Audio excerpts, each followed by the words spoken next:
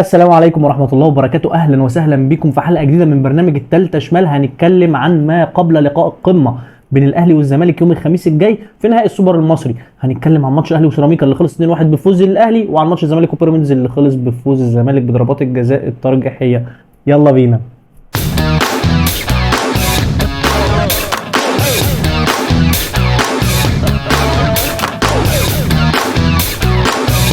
خلينا نتكلم عن الماتش الاولاني اللي اتلعب الساعه 4 العصر، ماتش الزمالك وبيراميدز. ماتش كان فيه كوره جميله جدا سواء من الزمالك او من بيراميدز. الماتش كان هجمه هنا وهجمه هنا، الزمالك لعب كويس جدا، بيراميدز لعب كويس جدا. بيراميدز فرقه ممتازه، عندها كميه لعيبه واسامي يا جماعه بجد مش طبيعيه. الناحيه الشمال بتاعتها رمضان صبحي وابراهيم عادل عاملين جبهه من نار، بدليل ان الجون اللي جه اسيست رمضان جون ابراهيم عادل. بجد كانوا عاملين جبهه ناريه، كانوا بيلعبوا حلو جدا صراحه، كانوا يستحقوا الفوز.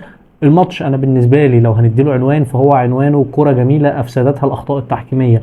الماتش مش هتكلم فيه عن فنيات قوي قد ما هتكلم فيه عن التحكيم. بجد غلطات تحكيم يعني جسيمه حصلت في الماتش ده، ومش هقول ان هي موجهه، يعني الاخطاء التحكيميه دي مش موجهه عشان الزمالك يصعد للنهائي خالص، والا ما كانش اتحسب ضربه جزاء على الزمالك وضيعها رمضان صبحي. لو هي موجهه كانت ضربه الجزاء ما اتحسبتش، اللي هي بالمناسبه فيها شك، هي ممكن تتحسب وممكن ما تتحسبش، بس اتحسبت وضيعها رمضان.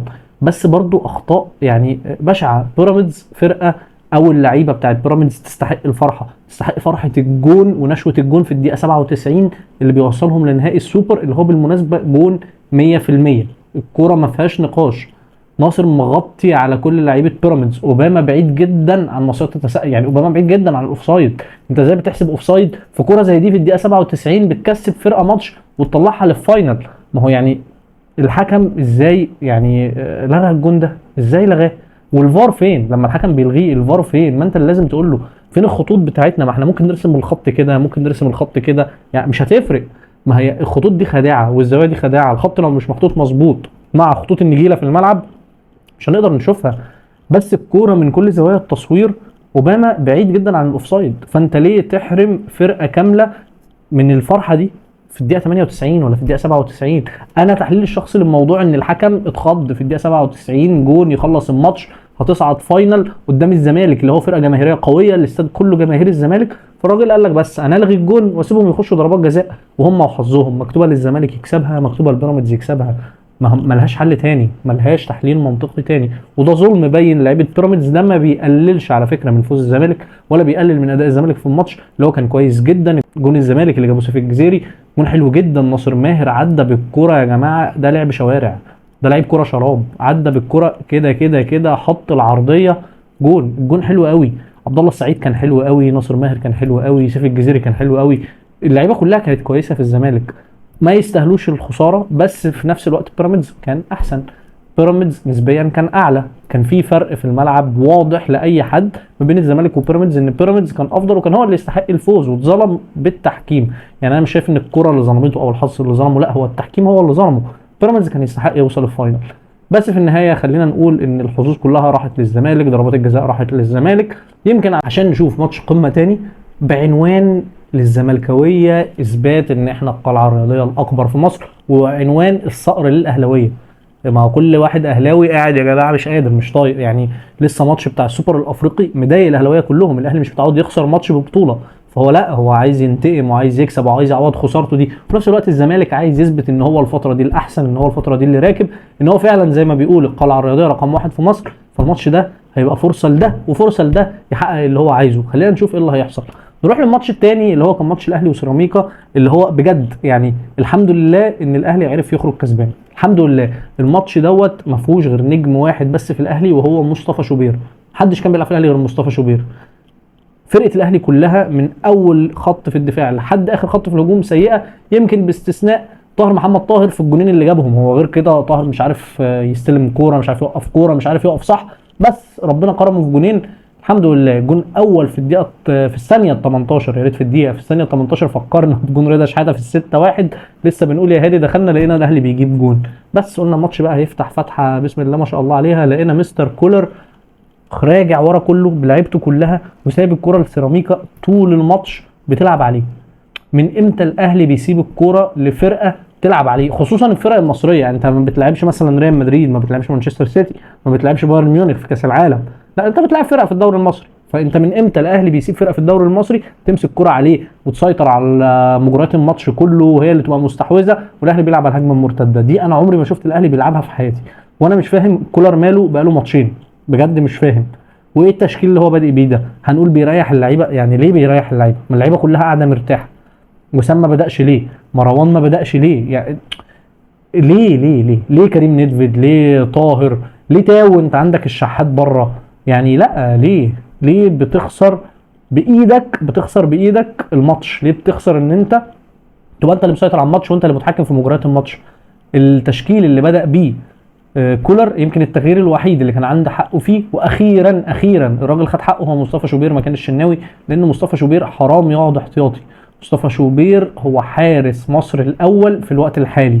مصطفى شوبير حارس مفيش زيه حاليا. مصطفى شوبير سنه صغير، رد فعله سريع، حارس ممتاز، وهو اللي انقذ الاهلي من خساره من وجهه نظري كان ممكن تبقى خساره كبيره جدا. الاهلي كان ممكن الماتش اللي فات ده يخسر 3-4 لولا مصطفى شوبير. الجون الاول لسيراميكا اللي جه بسبب غلطتين من الدفاع بتاع الاهلي. اولا الكوره ملعوبه طويله في ظهر الدفاع، رامي ربيعه طالع بيشتتها بدماغه وبيشتتها للراجل بتاع سيراميكا، مش متذكر كان زلاكا ولا القندوسي اللي كان واقف. الف به كوره، لما بنخش كده مدرسه كوره ولا بتخش فرقه ومدرب بيبدا يعلمك لما تبقى مدافع وجوه تشتت الكوره، تشتتها بره الملعب خالص. ما عرفتش تشتتها بره الملعب خالص، تشتتها في مكان ما فيهوش لعيب فيه الخصم وما يبقاش في نص الملعب. ما تديش الخصم ان هو يقدر يبني هجمه عليك. رامي ربيعه بيشتت الكوره في رجل المهاجم بتاع سيراميكا اللي خدها وعرضها لفخر لقاي اللي قدر يخش ويلم ويشوط. الغلطه الدفاعيه الثانيه هي غلطه ياسر ابراهيم، الكره متعرضه قدامك وبيلعب ماتريكس كده اهو بيعمل كده.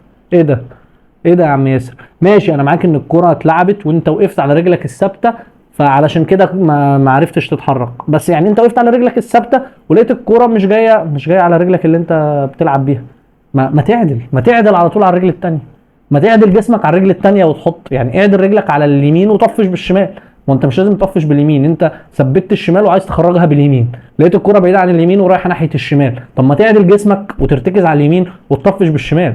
لا بجد الكوره صعبه، الكوره منظرها صعب ويحرق الدم، الكوره معديه من قدامك بتتمشى وانت بتعمل لي ماتريكس كده والله بيعمل لي كده. ايه ده يا عم؟ ايه ليه حرام عليكم، حرام عليكم، ما تتعبوناش بقى.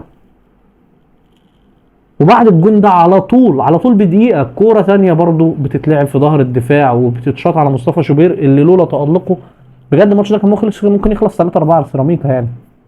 ولو فضلنا بالاداء ده قدام الزمالك هنخسر السوبر المصري برضو. يعني احنا كسبنا بجونين انا شايفهم مجهود فردي بحت من طاهر محمد طاهر، سوبر طاهر. الجون الاولاني الراجل عامل فولو على الكوره وطلع حطها جون. الجون الثاني الكوره متعرضه والراجل وان تاتش بيحطها في سقف الجون برضه حطها حلو جدا يعني. فالجونين مجهود فردي. لكن فين الاداء الجماعي بتاع كولر؟ مفيش. فين التاكتكس بتاعت كولر؟ مفيش. فين الاداء اللي مطلوب من كولر؟ مفيش. فين تبديلات كولر؟ مفيش.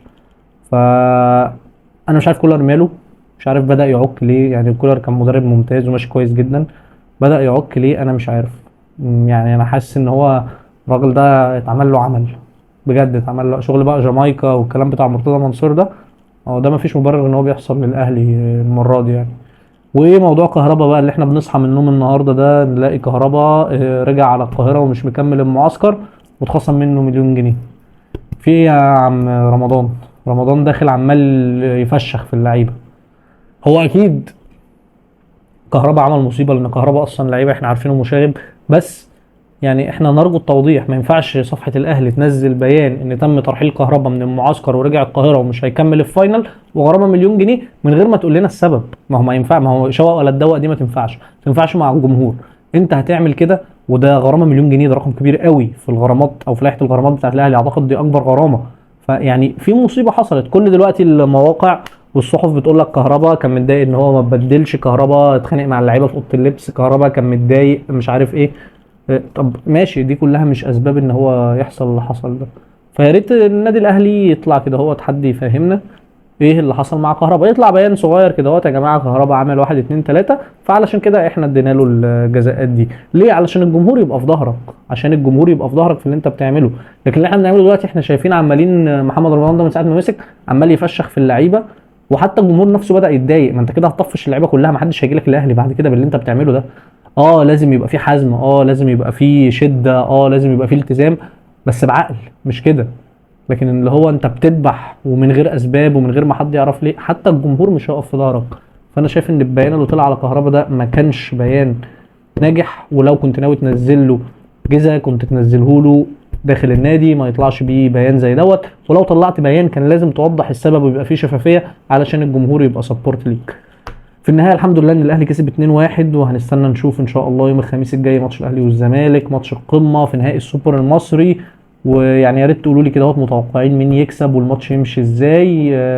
انا توقعي الشخصي ان شاء الله ان الاهلي هيكسب 2-0 وهياخد السوبر المصري وهيتوج. وده مش تقليل من نادي الزمالك خالص، بس يعني ما ينفعش الزمالك ياخد بطولتين من الاهلي ورا بعض كده، صعبه شويه.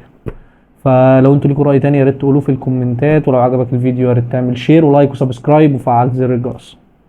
تشاو.